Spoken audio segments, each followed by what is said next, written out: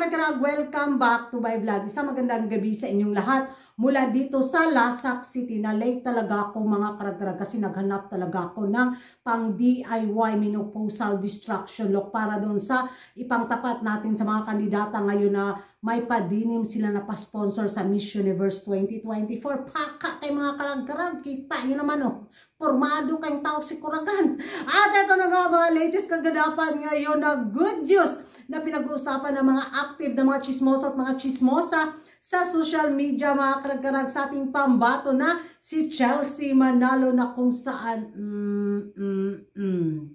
Hoy, alaka, like na like siya ng mga Latinos vloggers mga karag-karag sa Mexico. Nung makita nila si Chelsea Manalo bitaw, Filipina talaga yung naging reaksyon ng mga Mexican fans sa ating pambato mga karag-karag. Hindi mo daw talaga maalis yung mata mo kay Chelsea Manalo, especially yung dimple niya sa face. Isa daw talaga yun sa nagbibigay attraction sa beauty ni Chelsea Manalo. Dagdag mo pa daw yung dark skin ni Chelsea bitaw na kung saan umangat talaga pagkatabi niya yung mga mistisang mga Latina.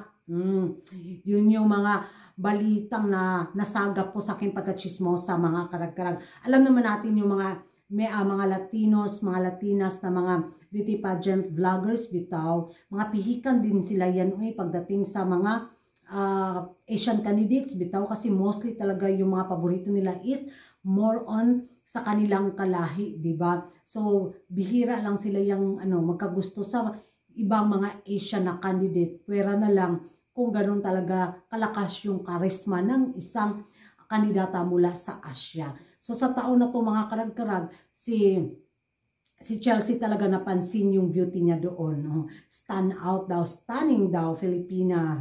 Nakakataba rin ng puso mga karag-karag, no? Diba? Kasi kung itabi natin si Chelsea sa mga ibang kandidata, masasabi natin, uy, matangkad pala yung pambato namin. Pero kung siya lang bitaw solo, parang hindi katangkaran si Chelsea. Pero nung itabi natin sila kay Pero, kay Paraguay, umangat yung beauty ni at tangkad ni Chelsea Manalo. Halaka, excited talaga ako sa kanyang maging performance sa preliminary at final mga karag-karag. Kung nakikitaan si Chelsea doon sa mga Latinas at Latinos na kakaibang aura at kakaibang beauty laban sa mga ibang kandidata, so hindi posible na maging mataas yung maging placement ng ating pambato sa Miss Universe 2024. Diba? Good news yun mga karag-karag in fairness. So, tinitingnan at minamataan talaga nila si Chelsea at saka si Opal sa Asian candidate. Excited sila mga karag-karag kung hihaing pasabog ni Chelsea sa mga darating na araw at sa saktong ganap sa Miss Universe 2024. Naku mga karag-karag, sa tingin nyo, may pag-asa kaya tayong makausad hanggang top 5 sa taon na to sa Miss Universe 2024 base sa mga balitang natanggap at narinig natin mula sa ating mga kaibigang neighborhood sa naging beauty ng ating pambato. Mag-ingay tayo sa comment section at kung hindi ka pa nakapag-subscribe sa YouTube channel ko, don't forget to like and subscribe. Kuragan Karag, babae lagi na karag-karag. I'd see you in my next vlog. Bye-bye!